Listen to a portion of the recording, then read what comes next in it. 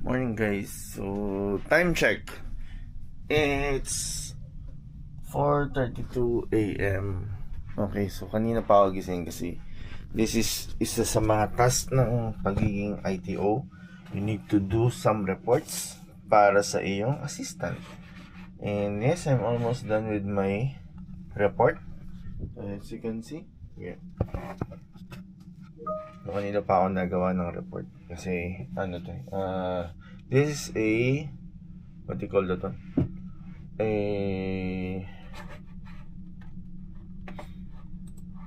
journal note for my assistant. And yun, malapit akong matapos. I'm just giving the feedback para sa aking assistant, like kung ano nangyari for this whole month, which is really positive naman talaga sa mga nangyayari ngayon. And yeah, he plays a big role naman sa pagiging assistant IT ko. Ayun, yun lang naman. It's a kind of an update. Then after nito, hindi na ako matutulog kasi magre-review pa ako. Still have my review, willing to take the exam by next month, so this coming February. Ayun, that's a quick update for now.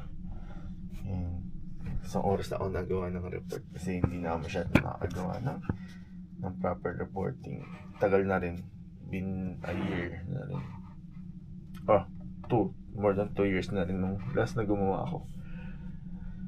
Ayan, that's it. So, ciao for now. Just finishing my report, then review. Dire-diretso na to hanggang pagpasok ko mamaya.